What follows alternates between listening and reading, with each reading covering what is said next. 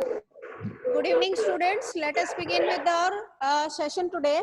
And today we are going to start the second chapter of history. Okay, from trade to territory.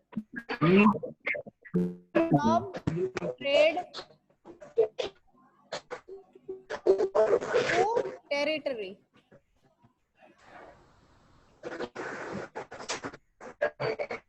Ma'am दिख रही है? It is not visible. I will write it below. या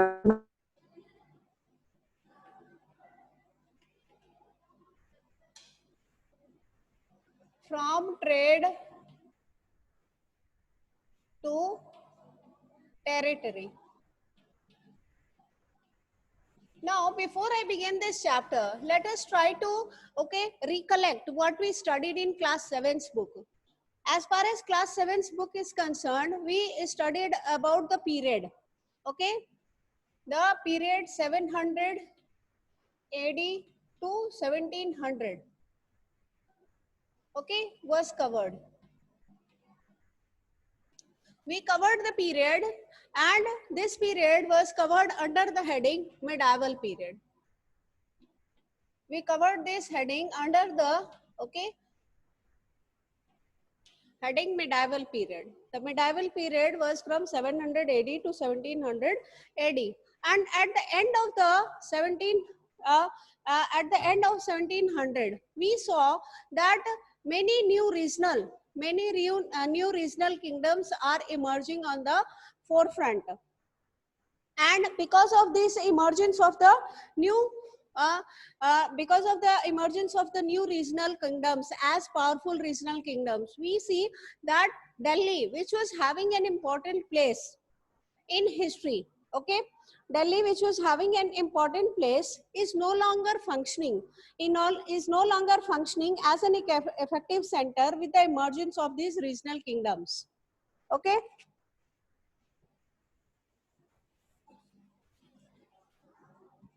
Due to the emergence of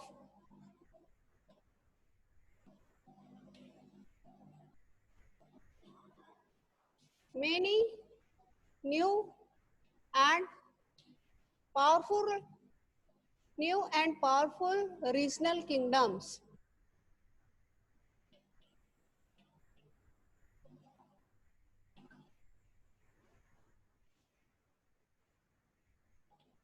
during the 17th century,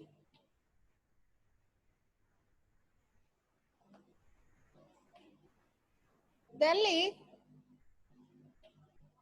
no longer functions as an effective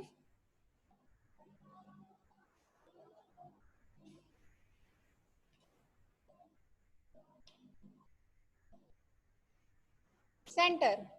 Delhi has always been an important center for the rulers. It has been an important place for the rulers. Each and every ruler who tried to rule the subcontinent wanted to have his dominance over Delhi. So we see that with the decline of the Mughal Empire, in the 17th century, we see Aurangzeb. Why these new regional kingdoms are emerging on the forefront? Okay, these new regional kingdoms are emerging on the forefront because Aurangzeb's unwise policies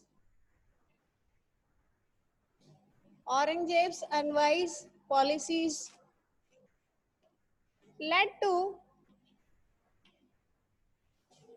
revolts, affected Mughal administration. This is the background of the invasion of the Britishers in our country. Okay, affected administration,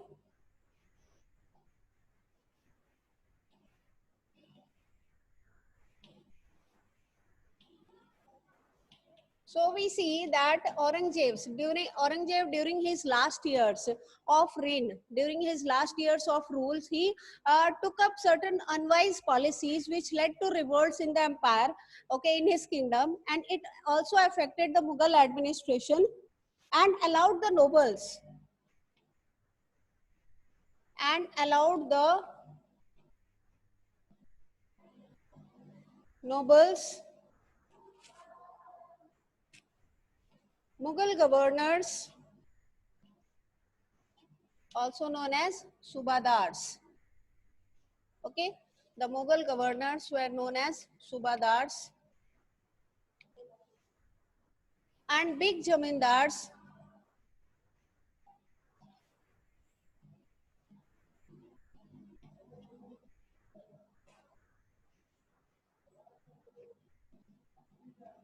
to become powerful.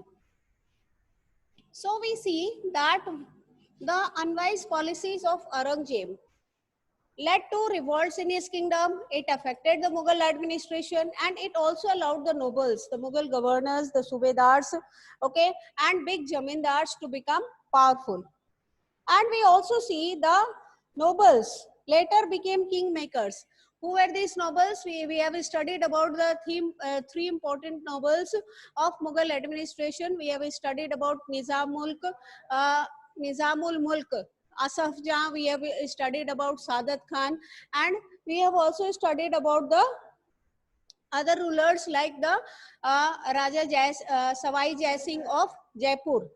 So we see that the nobles, the nobles, they are later becoming kingmakers. They are no longer,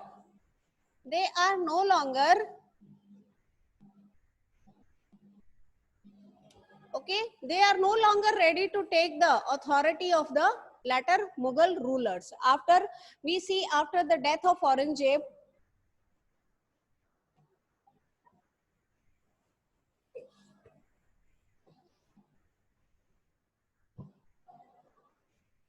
some of these nobles, some of these nobles virtually formed independent states, and we know who are these nobles. Okay, we who formed the independent states, we have covered this in our last year's book. Let us try to memorize those areas once more. Okay, and who were these which were these states? States like Bengal,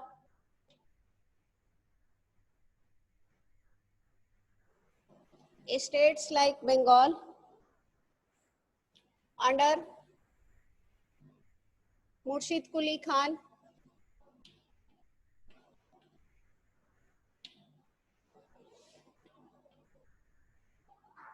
Then we have Awadh under Sadat Khan. He was an important person, Sadat Khan. Okay, then after that we have Nizamul Mulk. Who is this Nizamul Mulk? Also known as Asaf Jah.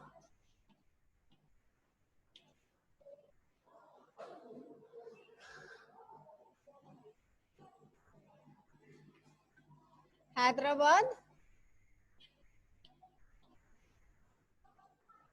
under Nizamul Mulk Asaf Jah, and Jaipur under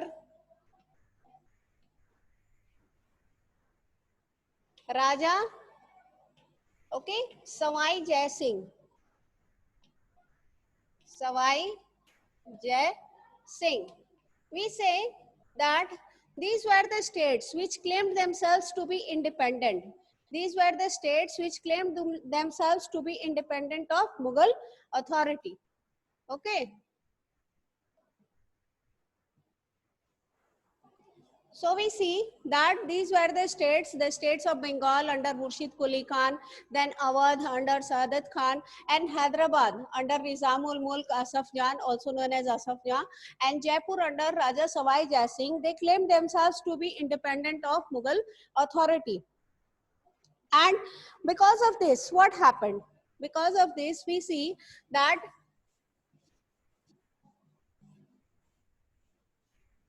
due to this, what is happening? With the death of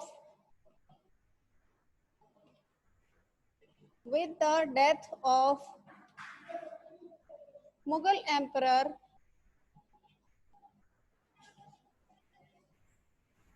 Aurangzeb,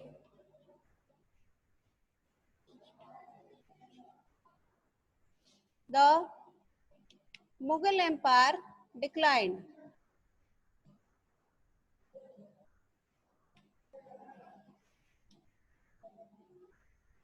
The Mughal Emperor declined in 1707 AD.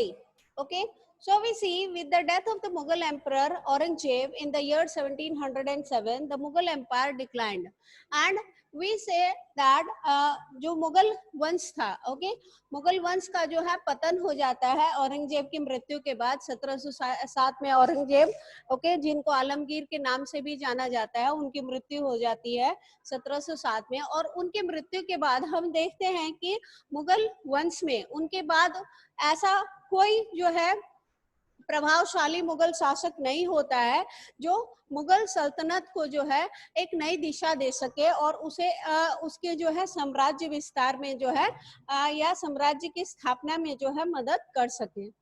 We also know that the last Mughal emperor, the last Mughal ruler was Bahadur Shah Jafar.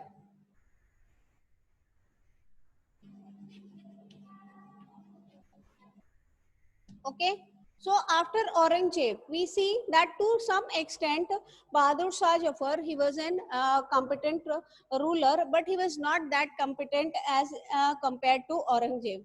So we see that Bahadur Shah Jafar, he is the last Mughal ruler, and in our previous chapter, when we were covering the Sepoy Mutiny, when we were covering the section on Sepoy Mutiny, we came to know that it was Bahadur Shah Jafar who led the revolt, who led the Sepoy Mutiny of 1857.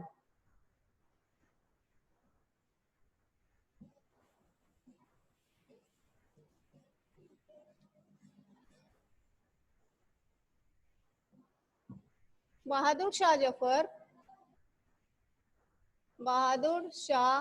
Jafar gave leadership. He gave leadership to the revolt of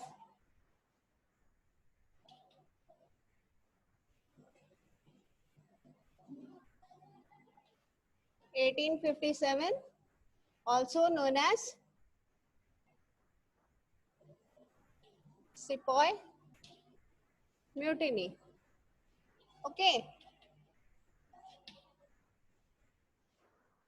So we see that due to this activity, okay, due to this activity of Bahadur Shah Jafar was presented in court. He was presented in court.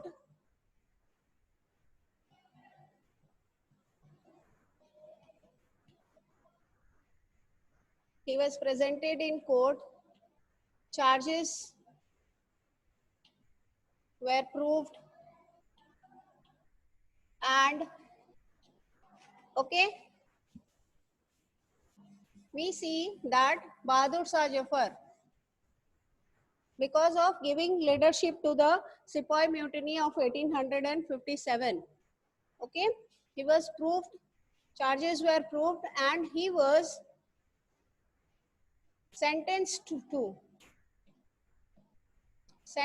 to lifetime imprisonment.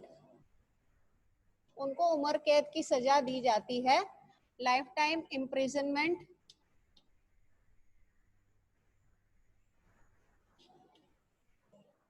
along with his wife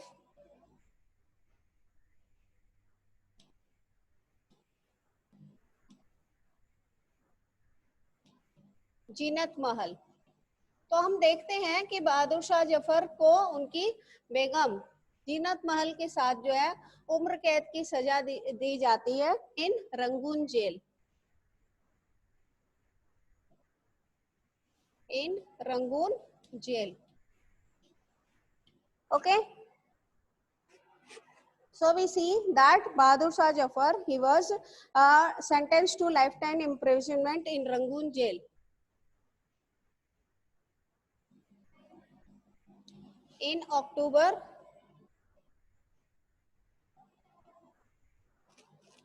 1858.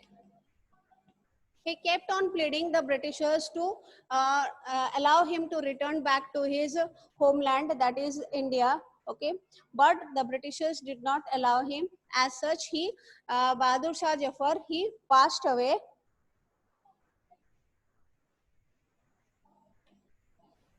Bahadur Shah Jafar, he died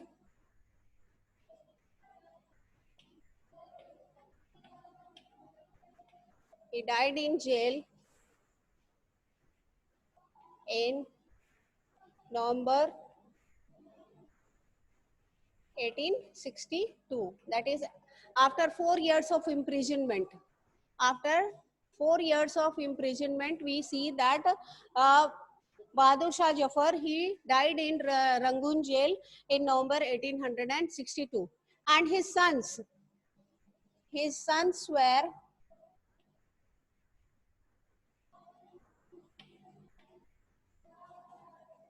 shot dead in cold blood before his eyes. Before his eyes. If you go through the chapter, you will see that you will see that under figure 1, all this information has been provided, where you see Captain Hudson,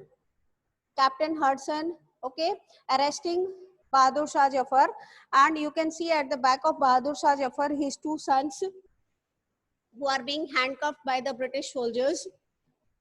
So we see what happens due to providing leadership to the Sepoy Mutiny of 1857. Bahadur Shah Jafar, he was arrested by Captain Hudson. He was presented in court, and when charges were proved, he was sentenced to lifetime imprisonment along with his wife Jeanat Mahal in Rangoon jail in the year 1858. And Bahadur Shah Jafar, he dies in Rangoon jail after a gap of 4 years, that is in 1862, and his sons were shot dead in cold blood before his eyes. So we see all these were the changes that were taking place. These were the important changes that were taking place during the 17th century. And due to these changes, what is happening? Due to the decline of the Mughal Empire and the Britishers, okay, gaining prominence in the subcontinents, what is happening? Okay, we see that the 17th century was marked by political instability. India's political instability attracted invasions.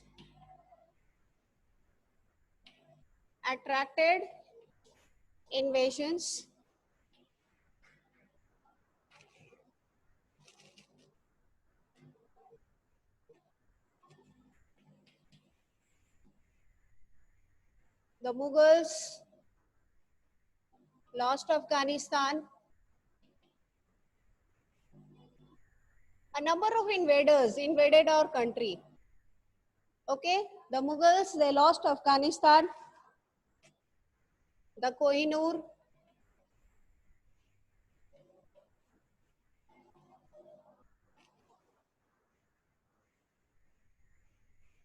Diamond, and Peacock Throne. Peacock Throne to Nadir Shah. Nadir Shah was an invader who invaded India during the 17th century. Okay, Nadir Shah of Persia. So we see Nadir Shah, he was a powerful leader, and he invades the subcontinent, and he subdues the Mughals, and he tries to take away all the important treasury from the Mughals. And among these treasuries included the Kohinoor diamond, the Peacock Throne of Maharaja Ranjit Singh that was used by Maharaja Ranjit Singh, and they are losing Afghanistan also to Nadir Shah of Persia. Then we see it was in the third battle. We see in the third battle of Panipat.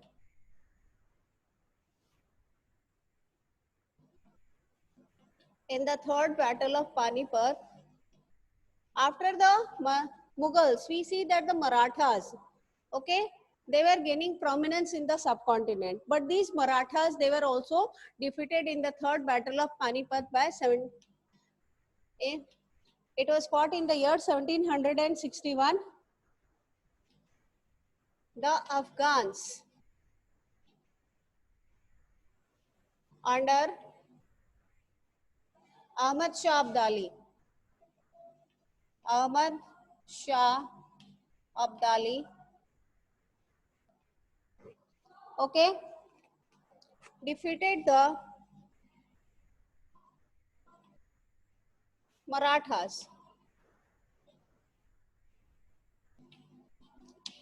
Okay, so we see that the Marathas are being defeated by Ahmad Shah Abdali in the third battle of 1761. And what is Abdali doing? Abdali is going into an alliance. When Abdali comes to know about the enemies, about the rivals of the Mughals, okay, and the Marathas, okay, what he tries to do is he goes into an alliance. Abdali went into an alliance.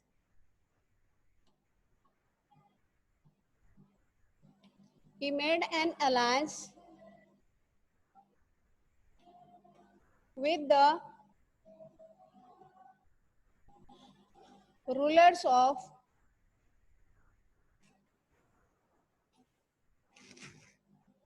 Rohilkhand and Awadh to defeat the Marathas. So we see that the last powerful rulers, okay, the last powerful rulers, the Marathas, they are also being subdued by the army of the of Ahmad Shah Abdali. And we see that with this we see that there was no political power. There was no political power in the subcontinent to take over Delhi, take over the throne of Delhi. And this political instability that was prevailing in the subcontinent helped the Britishers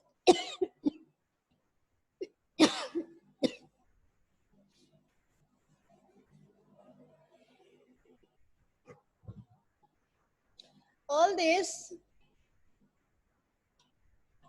helped the Britishers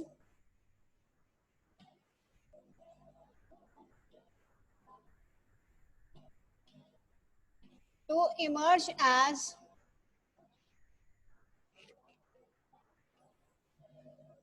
a political force in India. So this was the background. This was the background, okay, which helped the British to establish their control over the subcontinent. Okay, by the time, but when we go through the history of the English East India Company, we see that by the time the English East India Company, okay, set sails, the ships of the first ships of the English East India Company, it is sailing, the ships of the East India Company, okay, sailed down the west coast of Africa round the Cape of Good Hope.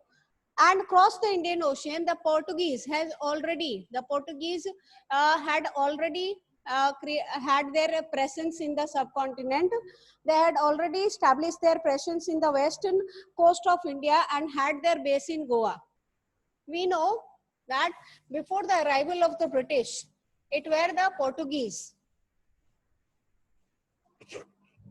It were the Portuguese. Vasco da Gama discovered the sea route to India. He discovered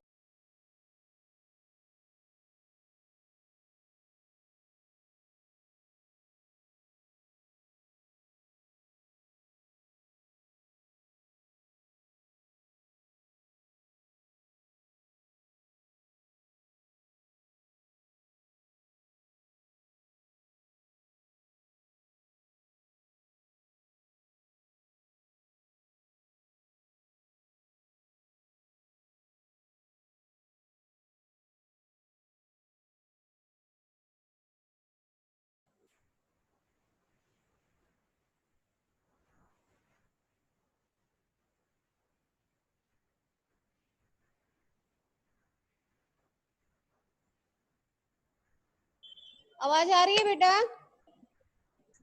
Yes, ma'am. इसके पहले Yes, नहीं ma'am. आ रहा?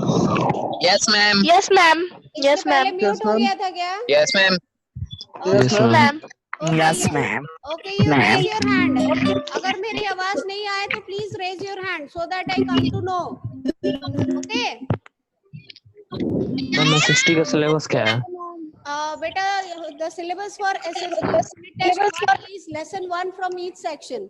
Lesson 1 of history, okay, lesson 1 of geography and lesson 1 of civics. तीनों section में से आपको एक एक lesson cover करना है. Okay, you have to go through lesson 1 of history. Okay, and the exam is scheduled to be held on 19th. आपको 19 को जो है अपीयर करना है एसएसटी के ऑनलाइन टेस्ट के लिए. Okay, unit test के लिए. And the questions will be very simple. You will come to know. आपको बता दिया जाएगा बेटा. मल्टीपल चॉइस क्वेश्चंस आएंगे तो अच्छे से जो है चैप्टर की रीडिंग कर लीजिएगा. And you know that whenever the questions are prepared internally. Multiple Okay? Choice. So try to ma'am go. उसमें multiple choice. Yes, multiple choice from inside the chapter. आप लाइव क्लासेस अटेंड किए हैं, आपको sir ने content भी भेजा है. Amlendu sir has provided you the multiple choice questions. Go through the multiple choice questions that has been provided by sir. Okay, revise those questions. Sir ने तीनों chapter के क्वेश्चंस आपको प्रोवाइड करा दिए हैं. ओके, उन क्वेश्चंस को revise कर लीजिएगा और चैप्टर की जो है अच्छे से रीडिंग कर लीजिएगा. Read the chapter very thoroughly. Thanks ma'am. Okay ma'am chapter में से भी आएगा? चैप्टर में से भी आएगा? हाँ, चैप्टर के अंदर से आएगा ना. आपको चैप्टर की अंडरस्टैंडिंग है कि नहीं है? हाँ, जो ओके मैम. कुछ भी आपको पढ़ाया जा रहा है आप समझ पाए हो कि नहीं पाए हो? चैप्टर 1 2 ना? Yes, chapter 1 from each section. Ma'am 2. No, chapter 1 from each section. Okay. Now let us continue with the lesson. So we see that it was Vasco da Gama who discovered the sea route to India in the year 1498, and he first landed with his ship at the port of Calicut. So we see that by the time the British,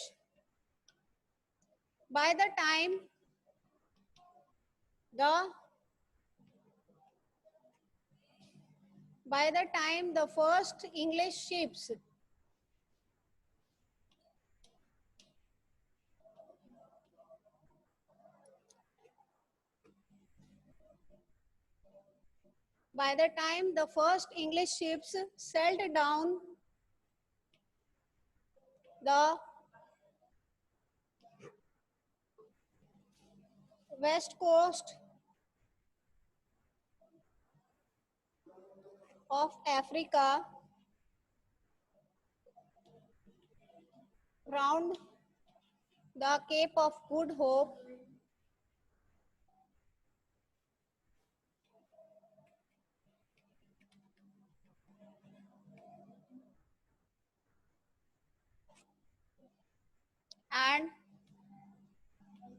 crossed the Indian Ocean. Okay, this was the sea route to the east. This was the sea route to when the Europeans, they set sail from Europe, they had to, okay, cross these areas. They had to, okay, cross west coast of Africa, around the Good Hope, and then they used to cross the Indian Ocean.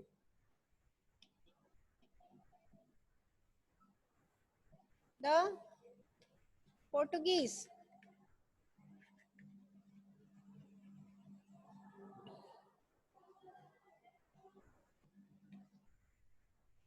had already established their presence.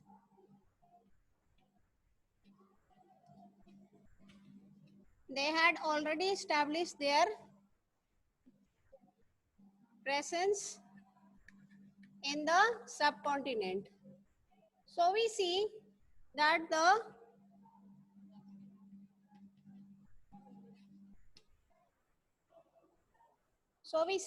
the Portuguese had already established their presence in the subcontinent, okay, and their base was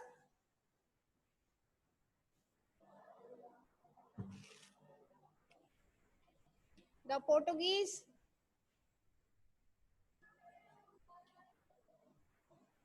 had their base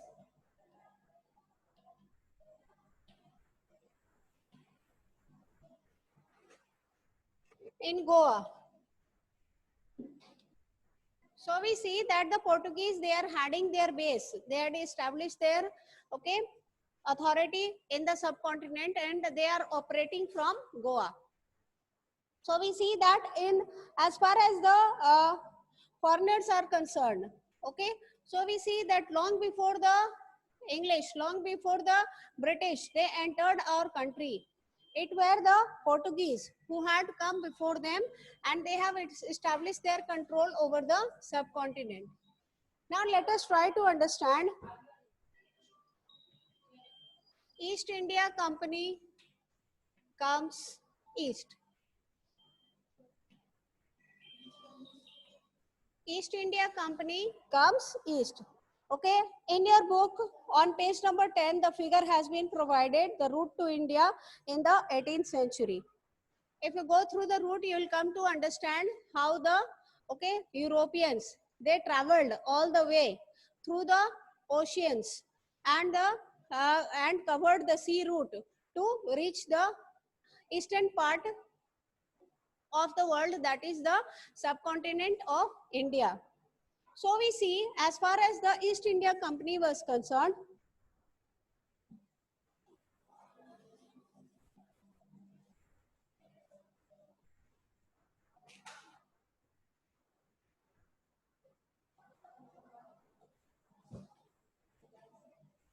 the East India Company acquired, as far as the East India Company is concerned, the East India Company acquired a charter. The East India Company acquired a charter from the Queen of England. Who was the Queen of England that time? It was Elizabeth I. Okay, Elizabeth I.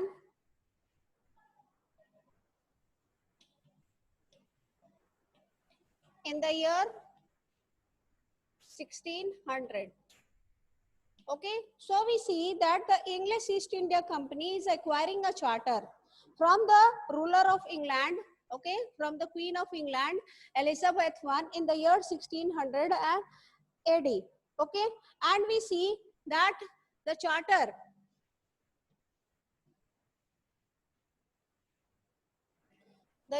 granted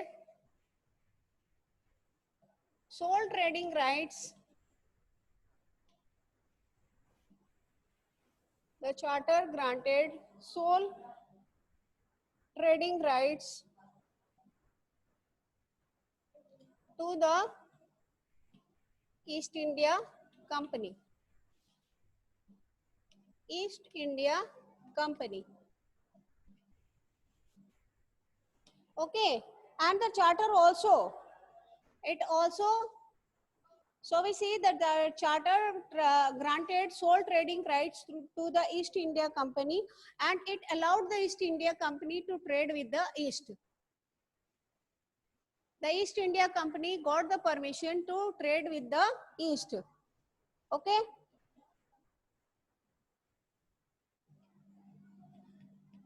The charter also stated that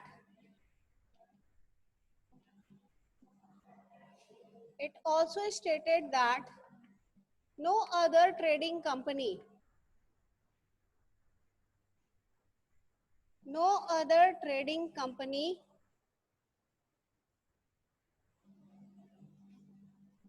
or group of England, okay, no other trading company or group of England could compete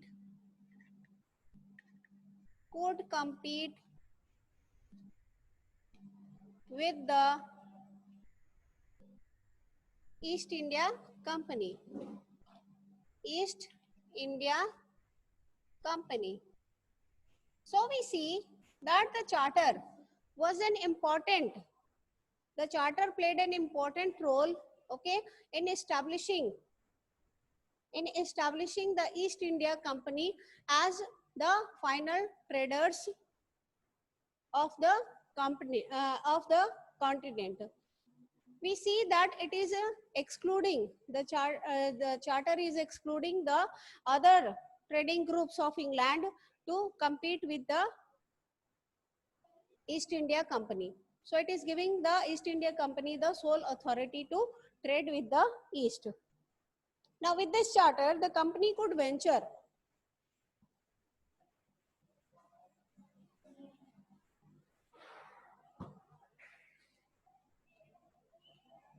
with this charter,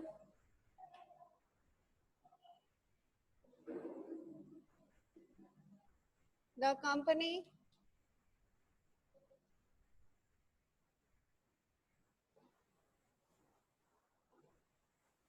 could venture new lands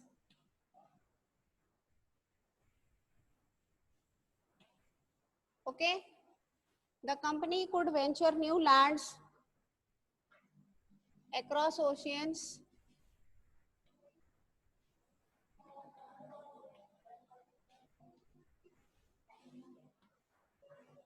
okay,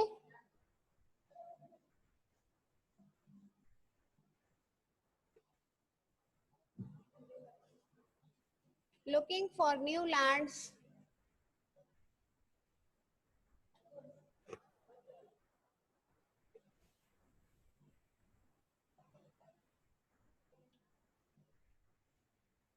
from which